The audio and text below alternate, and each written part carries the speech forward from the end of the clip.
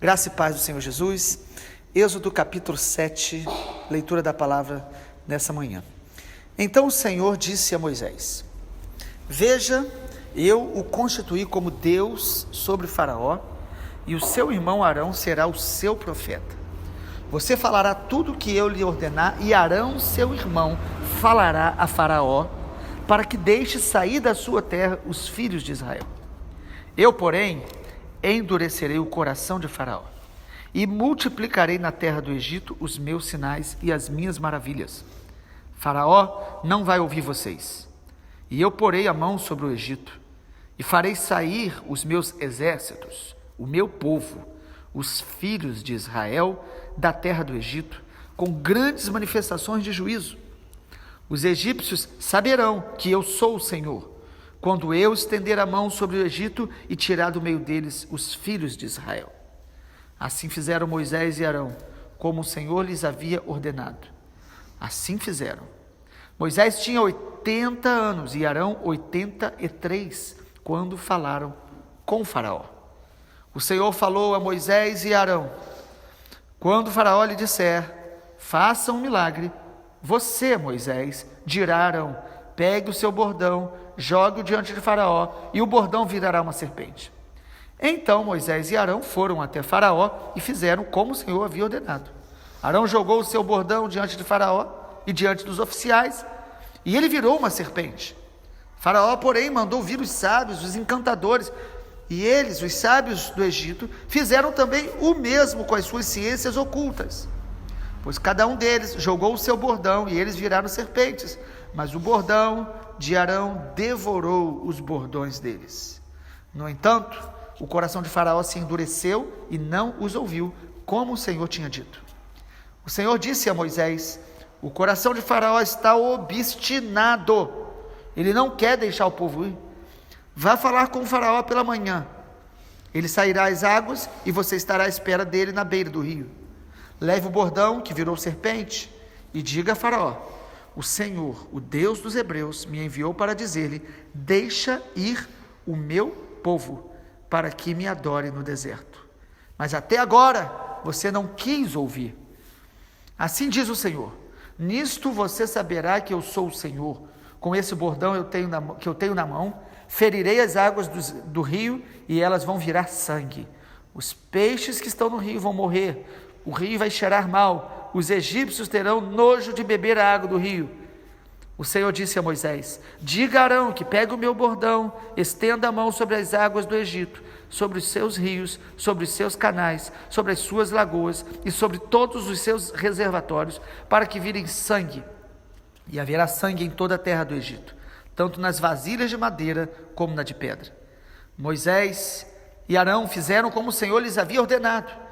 Arão, levantando o bordão, feriu as águas que estavam no rio, à vista de Faraó e seus oficiais, e toda a água do rio virou sangue.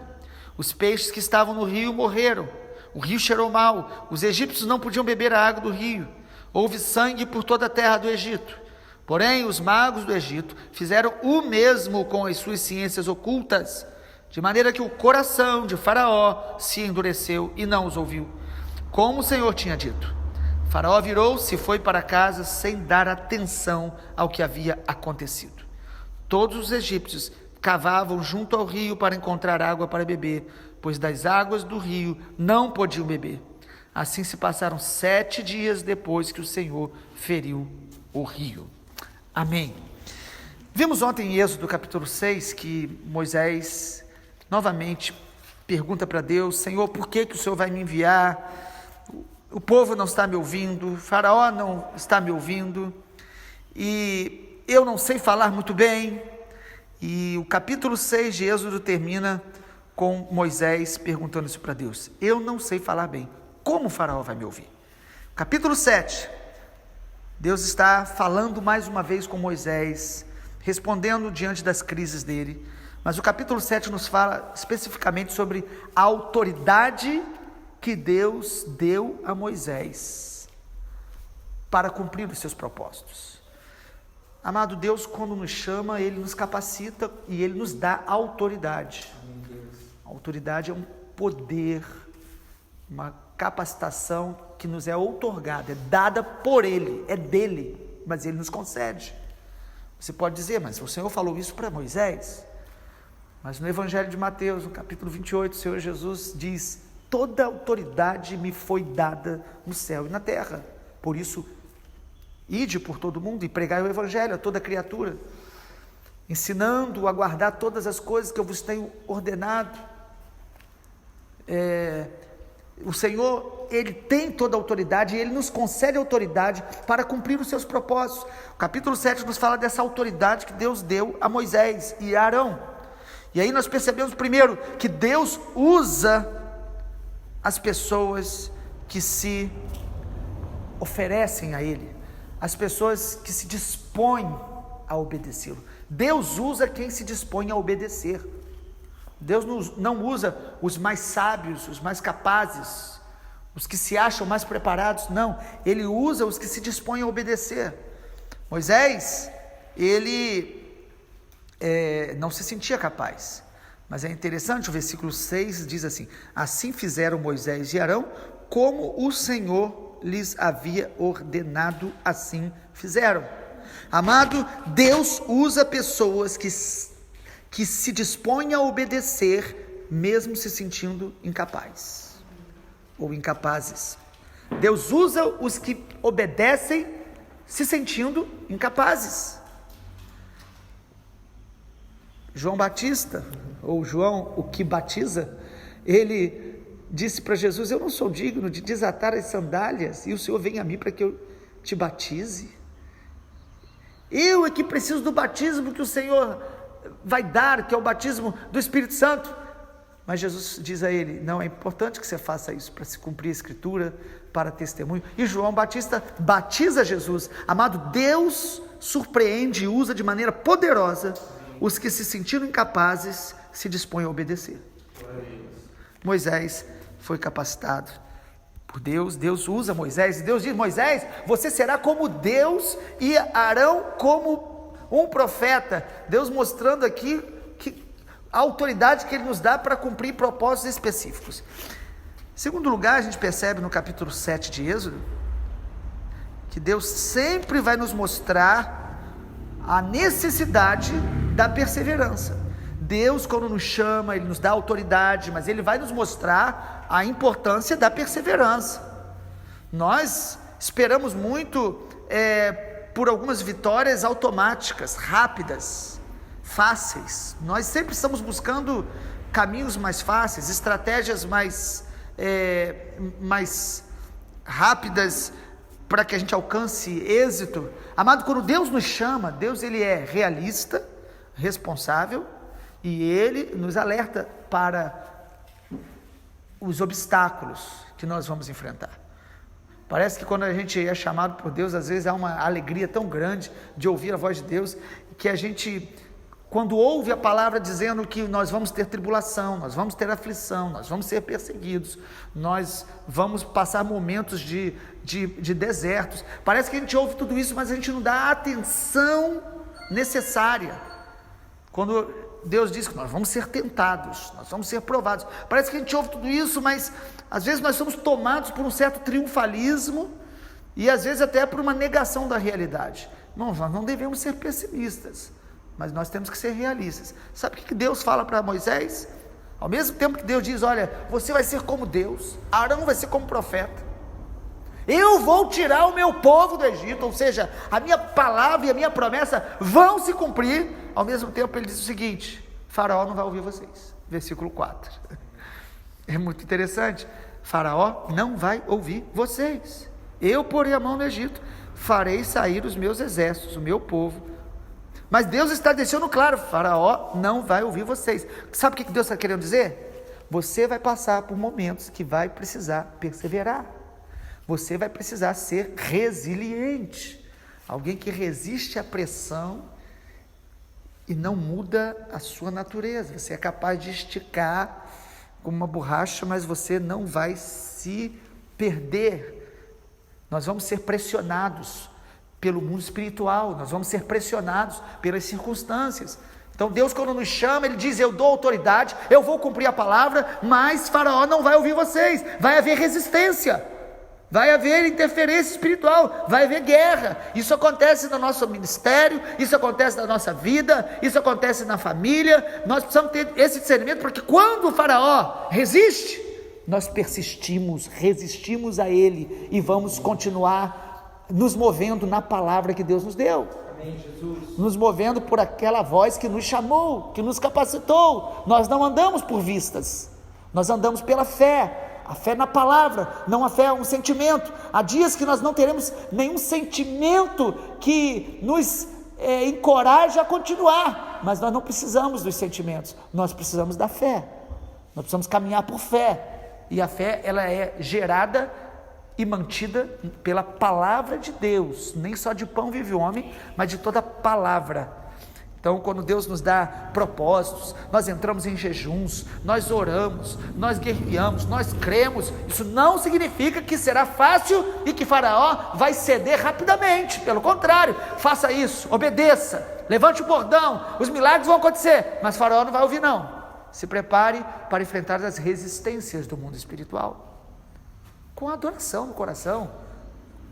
Não precisa enfrentar isso lamentando, murmurando, duvidando, não. Enfrente sabendo que isso vai acontecer. Faraó não vai querer deixar.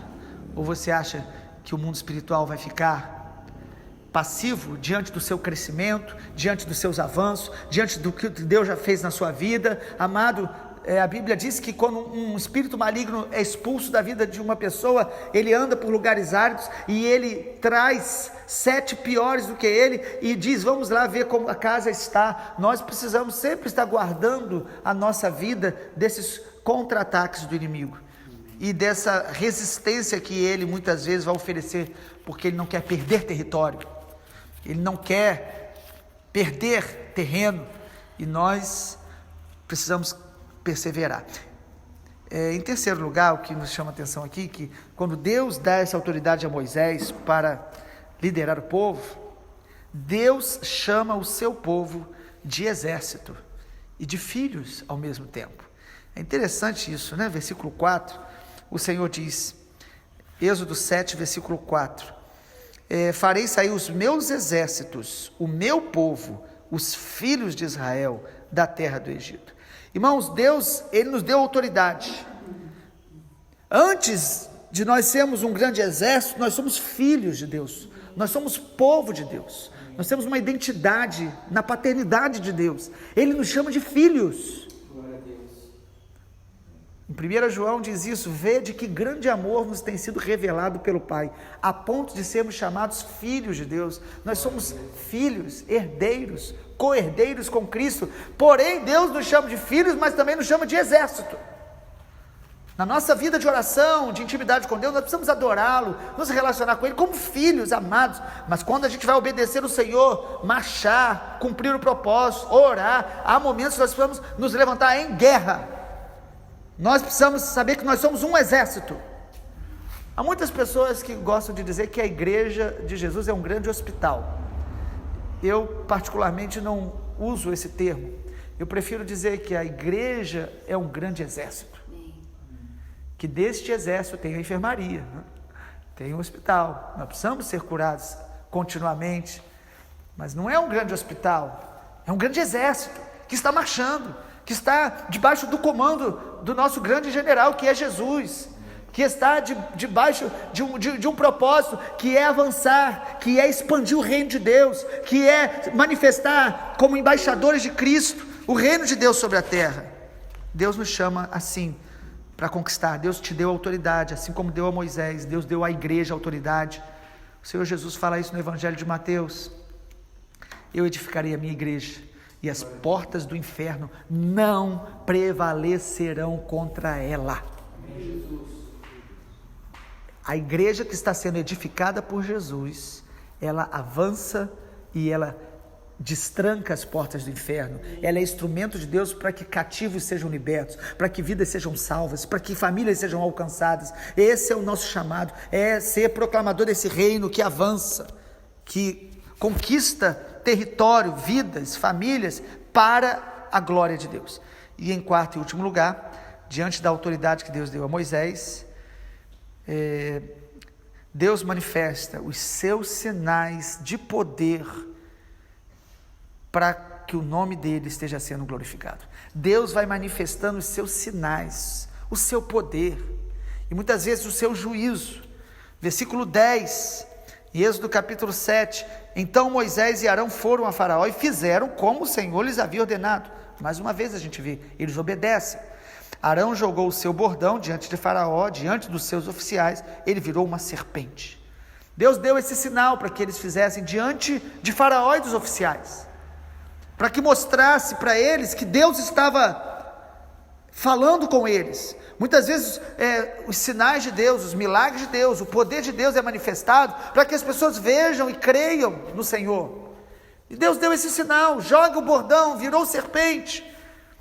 Quantos sinais que Deus vai mostrar aí antes deles saírem do Egito, para que o povo pudesse adorar, para glorificá-lo. Amado, todo sinal, todo milagre deve apontar para Jesus, deve glorificar a Jesus, não o homem, não com interesses humanos. E Deus manifesta esses sinais através dos seus servos.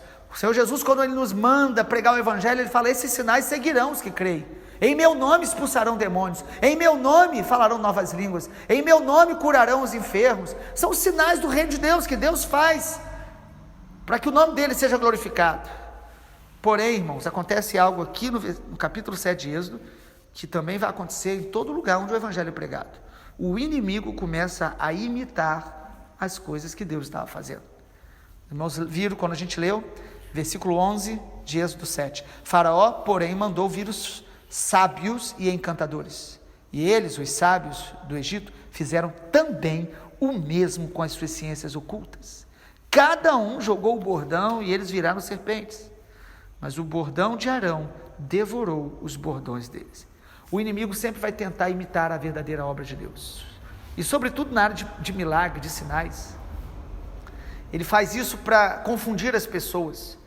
O inimigo faz isso, esses sinais e prodígios, para trazer descrédito à verdadeira obra de Deus, porque as pessoas dizem: ah, mas isso também acontece em tal lugar, em tal religião, e começam a duvidar da obra de Deus. O inimigo faz isso, e aí você pode perguntar: como que Deus permite? Amado, Deus permite para provar o nosso coração, se nós estamos seguindo a Jesus ou seguindo os sinais, porque os filhos de Deus não seguem os sinais, os filhos de Deus seguem a Jesus. Amém. E os sinais seguirão os que creem. Aleluia. Pessoas que correm apenas atrás dos sinais, onde veem coisas, e aí começam ali a ser manipulados para dar dinheiro, para seguir ao homem, para cultos a personalidades.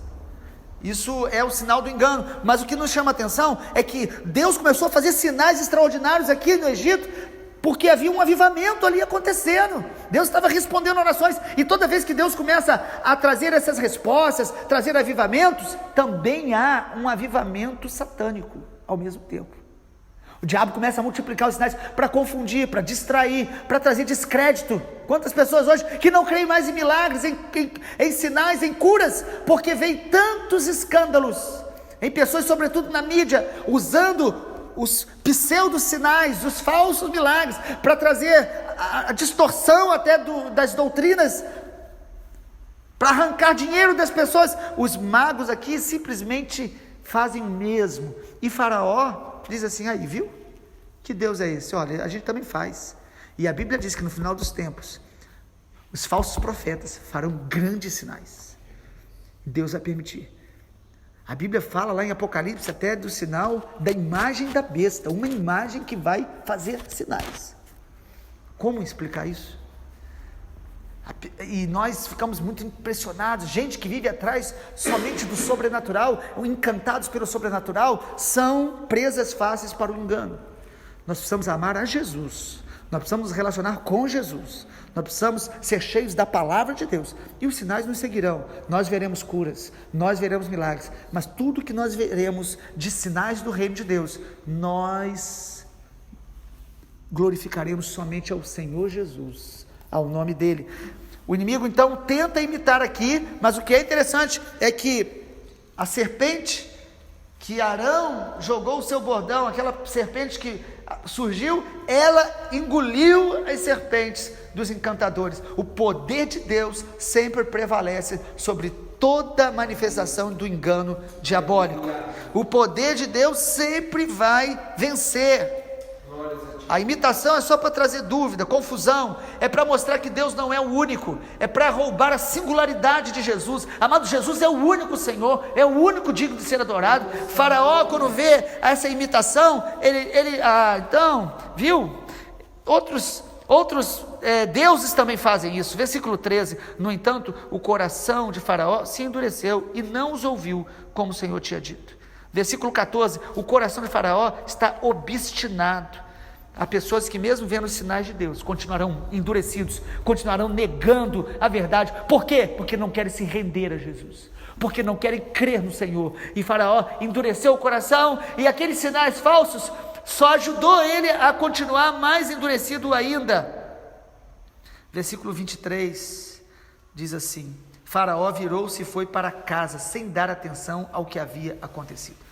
Porque após a serpente ter engolido as serpentes dos encantadores, Deus traz a primeira praga. E amanhã nós falaremos mais sobre essas pragas, essas manifestações do juízo de Deus. Deus fala para Arão: vai lá e levanta o bordão diante do rio, das águas do rio Nilo e de todas as águas. Eles adoravam o rio Nilo. Eles confiavam naquele rio como o provedor de todas as coisas. As grandes civilizações, elas surgiram às margens dos grandes rios. O Nilo, que é considerado o maior em extensão, apesar de hoje ainda terem estudos que acreditam que o Amazonas pode ser também o maior de extensão, além de volume de água, que isso já é uma realidade. Mas Deus permite tocar ali, na onde eles acreditavam, confiavam, adoravam, mostrando, amado, que na verdade o Senhor, Ele é a fonte da nossa vida, Ele é a fonte inesgotável, Ele é o manancial que nós devemos confiar, e não os falsos deuses e as falsas expectativas que nós colocamos nas coisas deste mundo. Amado, que o Senhor nos abençoe nessa manhã, e que eu e você sejamos revestidos de autoridade para cumprir os propósitos dEle. Pai amado, que a Tua palavra gere em nós renovação nessa manhã, renovação da nossa autoridade, renovação, ó Deus, da nossa convicção do chamado do Senhor na nossa vida, renovação, ó Deus, do poder do Senhor em nós, para que o Senhor manifeste o Teu poder através de nós, e também, ó Deus, de discernimento, para não nos confundirmos com o engano, e não cair na descrença e na apatia, por ver tantos enganos ao nosso redor, mas que nós continuemos Te adorando, Te conhecendo, e sendo canal do Teu poder nessa geração, para cumprir o Teu propósito através da nossa vida, como Teus filhos, como Teu exército, como igreja do Senhor. Nós oramos assim em nome de Jesus. Amém, Senhor. Amém.